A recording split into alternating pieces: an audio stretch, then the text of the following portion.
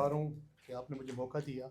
मैं थोड़ी सी सियासी बात करते हुए मुझे हैरानी और अफ़सोस हो रहा है कि कल इन्होंने 1 साल का जश्न मनाया है। मुझे अफ़सोस भी हो रहा है और हैरानी और परेशानी भी हो रही है, किस चीज़ का ये जश्न मना रहे हैं? इन्होंने पाकिस्तानियों के लिए किया क्या है? मुझे बता दें कि वो इलेक्शंस जिसको पाकिस्तान तहरीक-ए-इंसाफ के आज़ाद मेंबरान को पाकिस्तान की अवाम ने सबसे ज़्यादा वोट दिया।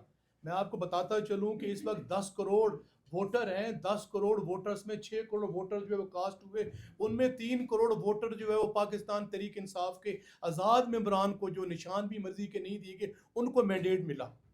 फिर मैं उनसे पूछता हूँ कि जब आपको मैंडेट ही नहीं मिला, आप 17 सीटों वाले हैं, आपको अवाम ने मुंतखब ही नहीं किया, अवाम तो अवाम की एस्पिरेशन के मुताबिक काम ही नहीं कर रहे, तो पता नहीं किस बुनियाद पे आप यहाँ बैठे हैं, पता नहीं आपको शर्म भी आती है कि नहीं आती। फिर उसके बाद दूसरी जो बात है, आपने कहा था जी कि ये मुल्क पाकिस्तान जो 3 सतून पे खड़ा है, उसमें सबसे जो बड़ा सतून है वो मैं समझता हूँ कि जमहूरियत है। जमहूरियत में आपने देख लिया कि इंटरनेशनल लेवल पे जो कल परसों जो खबर शाये हो कि पाकिस्तान जो है कि वर्स्ट कंट्रीज में चला गया है जी। आपकी ह्यूमन राइट्स में जो इंटरनेशनल आपके बारे में रिपोर्ट आई है, आप उसमें वर्स्ट में चले गए हैं। आपकी इकोनॉमिक्स में जो है वो आप वर्स्ट में चले गए हैं। मैं आपके हालात ये हैं कि जो हम मेंबरान असम्बली हैं कि पाकिस्तान की तारीख में इतनी बड़ी काला किसी के मुंह पे नहीं मली गई। आपने मुंतखब अवामी नुमाइंदों को असम्बली के अंदर से भोंडे अंदाज में घसीट के गिरफ्तार कराया। आपके हालात ये हैं कि आपने अदलिया का गला घोंटा 26वीं आइनवी तरमीम के जरिए और एग्जीक्यूटिव ने अपने जजेस जो है वो भर दिए हैं। आपने पीका एक्ट लगा के जो आज़ादी इज़हार राय का गला घोंटा। आपने एक पुरअमन पाकिस्तानी शहरियों पे जिनके हाथ में कुछ भी नहीं था और पुरअमन लोग एक पुरअमन एहतजाज के लिए आज आपने उसको सरेआम गोलियां मारी और 16-14 बंदों को आपने शहीद कर दिया। मुझे अफसोस होता है, आप किस बुनियाद पे आप जो अपनी कारकर्दगी का शोशा मचा रहे हैं। मुझे अफसोस हो रहा है उन लोगों पे कि पता नहीं ये किस बुनियाद पे बात करते हैं। पिछले 40 साल से आप मुस्लिम लीग नून वाले बरसरे इक़्तिदार हैं। मैं पंजाब की बात कर रहा हूँ और पाकिस्तान की बात कर रहा हूँ। 80 के बाद जब से मरसला लगा 77 के बाद, उसके बाद मुस्लिम लीग नून जो है 80% वहाँ मर्द उसके उसका इक़्तिदार रहा है। मैं पूछता हूँ कि आम पाकिस्तानी सी रेडी वाला किसान, छाबड़ी फरोश, एक नौजवान, उसका क्या मुस्तकबिल तब्दील हुआ है। मुझे ये भी साथ कहते अफसोस हो रहा है कि मैं खुश होता कि शायद ये कहते कि हमने पाकिस्तान के नौजवानों को इतनी नौकरियां दे दी हैं। मैं उनसे ये खुश होता कि वो ये कहते कि ये जिनके ये हालात, ये कहते कि पर इनकम कैपिटा जो है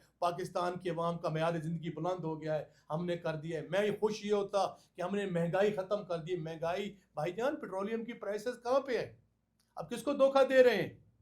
किससे आप ये झूठी जो आप बना के लाते हैं? आप मेरे साथ क्या जाएं, हम बैठे हैं, हमारे साथ बाजारों में जाएं, पेट्रोलियम की क्या प्राइसेस हैं, आप जाएं, ग्रोसरी की क्या कीमत है, चीनी की क्या कीमत है, फ्रूट्स की क्या कीमत है, आप गैस की क्या कीमत है। बिजली, लोग जो हैं वो बेचारे खुदकशियां करने में मजबूर हो गए हैं। Salaried class, lower middle class वो तबाह बर्बाद हो गई है। और ये कह रहे हैं जी कि हमने एक साल में बड़ी खिदमात सर अंजाम दी हैं। वो खिदमात सर अंजाम दी हैं कि आपने पाकिस्तान की खुददारी को, पाकिस्तान की गैरत को और पाकिस्तान की सॉवरेनिटी को एट स्टेक लगा के आपने प्लज के सिस्टम पे आप चला रहे हैं जी। तो ये बातें, दूसरा जो ज़राअत, जो ऑनरेबल जनरल सेक्रेटरी साहब ने कहा है कि ज़राअत का जो बेड़ा गर्क कर दिया। पाकिस्तान की जो मोस्टली जो 60% पॉपुलेशन है वो देहात में रहती है। देहात में तो कोई हालात नहीं है जी कि वो आपके जो एक 60% लोग हैं, आपने गंदम जो है उनसे परचेज नहीं की।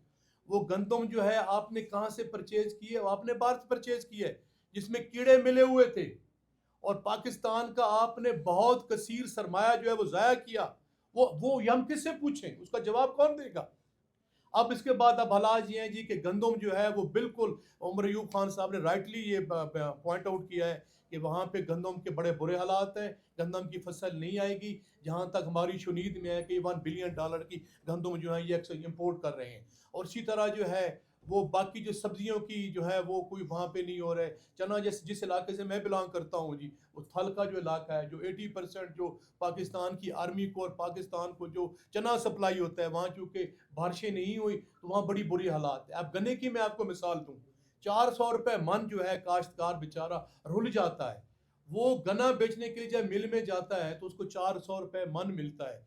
अगर उसकी बजाय अगर वो गुड़ बनाए वही मन का, तो वो 2600 रुपया कमा सकता है। लेकिन इस हुकूमत ने मिल ओनर्स के साथ मिलके जो है दफ़ा 146 लगा के वो काश्तकारों को जो है वो गुड़ नहीं बनाने देती। मैं आज सवाल करता हूँ आपसे कि ये कहते हैं कि पाकिस्तान को उन्होंने सुहाने ख्वाब दिखाए हैं, पाकिस्तान के हालात ये हो गए हैं, आपके इंटरनेशनल लेवल पे आपके खिलाफ क्या बोल रहे हैं, आपके ह्यूमन राइट्स की वायलेशन जारी है, आप लोगों को कत्ल व गारत कर रहे हैं, लोगों को गोलियां मार रहे हैं। पंजाब की सिचुएशन ये है कि आईने पाकिस्तान के तहत ये रियासत जो है वो माँ है, आपकी इज्जत की, आपकी जान की, आपकी माल की वो मुहाफिज है। मैं सवाल करता हूँ कि आज अमन व अमान के क्या हालात हैं, मीशत कैसे मजबूत होगी जब इस्तेकाम नहीं है सियासी तौर पे, जब अमन व अमान नहीं है, जब मुल्क को आप आईने पाकिस्तान और कानून के मुताबिक नहीं चला रहे तो कहाँ होगी। मैं समझता हूँ, मुझे ये कहने दीजिए, इनके पास अवाम का कोई मैंडेट नहीं है, इनका कोई मैनिफेस्टो नहीं है, कोई इनका एजेंडा नहीं है, इनका कोई अवाम का दर्द नहीं है, ये अवाम का दर्द नहीं रखते। इनका अगर इनका अवाम का दर्द रखते तो ये जो सफ़ाकाना इनकी पॉलिसियाँ हैं ये अवाम के साथ ना होती। बहुत शुक्रिया जी।